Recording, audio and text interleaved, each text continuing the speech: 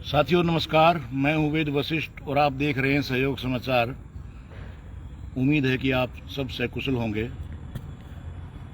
25 सितंबर को रोहतक में जननायक चौधरी देवलाल के जन्म दिवस पर जो रैली आयोजित की गई थी एनएलओ द्वारा, वो कुछ सवाल छोड़ के गई है।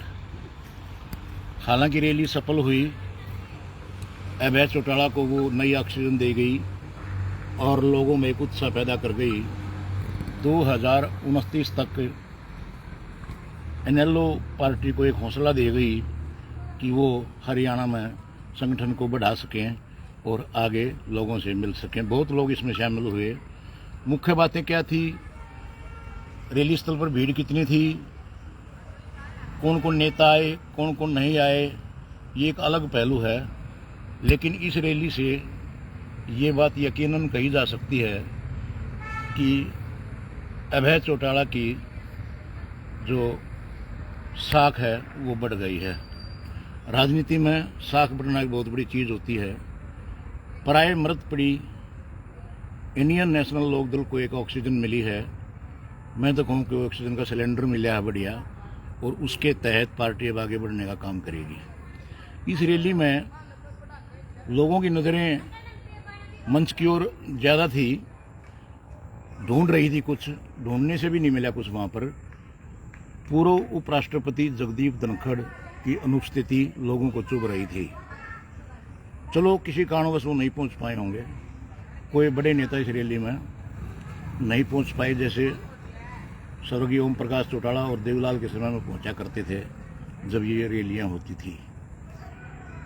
वास्तव में जो बड़े नेता पहुँचे, प्रकाश सिंह बादल के सुपुत्र सुखबीर बादल पहुँचे, तेलंगाना से एक नेता पहुँची, और स्टार हीरो बॉलीवुड के संजय दत्त ने भी लोगों से इस रैली में पहुँचने के लिए अपील की थी। और चौटाला साहब ने बड़ा प्रयास किया था। पूरे हरियाणा में एनएलओ के लोग निमंत्रण दे रहे थे और रैली को सफल बनाने में कामयाब भी हो गए। कांग्रेस के वरिष्ठ नेता जो पहले चौधरी देवलाल के सिपाही रहे थे, भट्टू कला से जिनको चुनाव लड़वाया था, संपत सिंह इस रैली में आए और एक नया सवाल खड़ा कर गए। लगता है कि संपत सिंह इंडियन नेशनल लोकदल में वापस घर वापसी कर जाएंगे।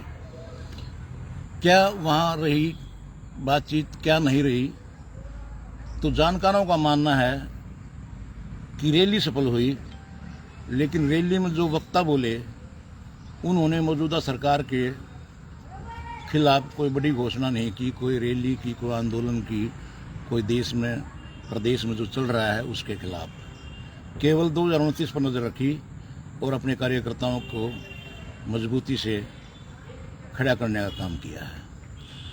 कोई विजन नहीं बताया गया इस रैली में कि अभय चौटाला आने वाले 4 साल में क्या क्या करेंगे, कहाँ क्या क्या करेंगे।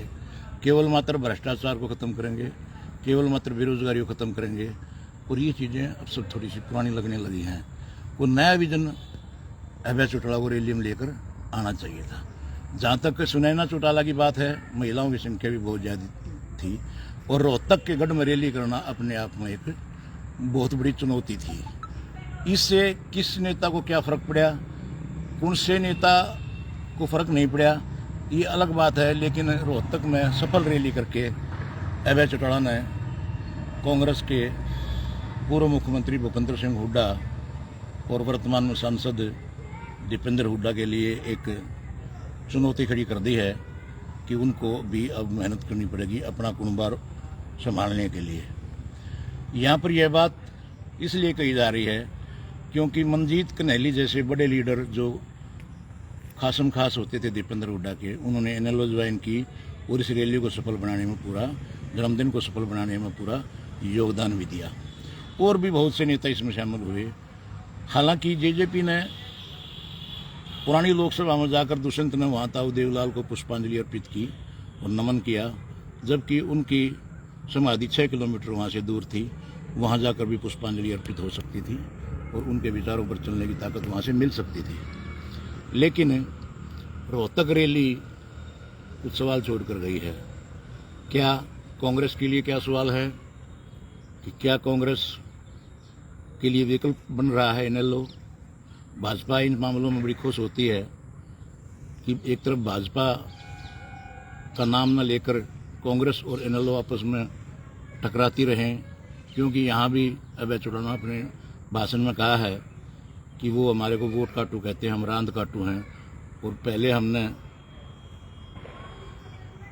दूसरी पार्टियों की रांद काटी, अब हम कांग्रेस की रांद काट देंगे और 2029 में बीजेपी की रांद काट देंगे, ऐसा उन्होंने कहा है।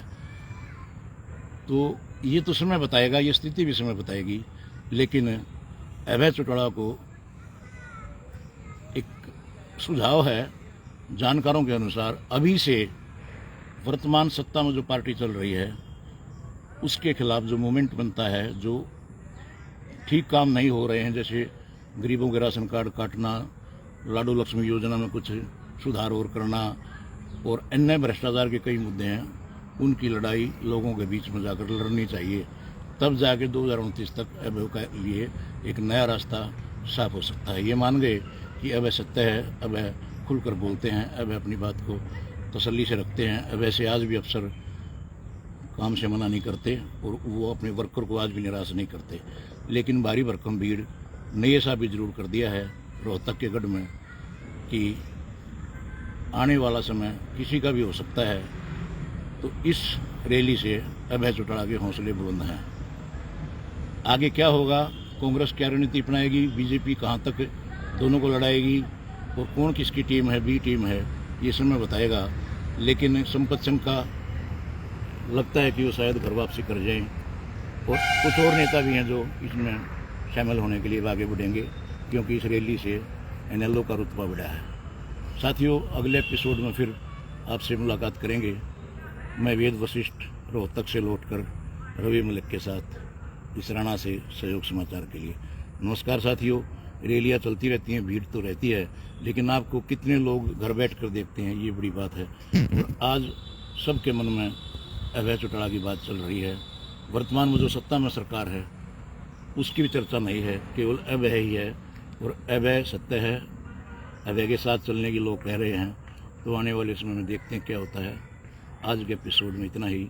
बाकी ये रैली अभय चौटाला के लिए एक रास्ता बना के जरूर गई है, और लोगों में उनके लिए बहुत ही पुराने जो वर्कर थे वो दोबारा इकट्ठे होने शुरू हो गए इन लोग के। नमस्कार साथियों, फिर मुलाकात होगी अगले एपिसोड में।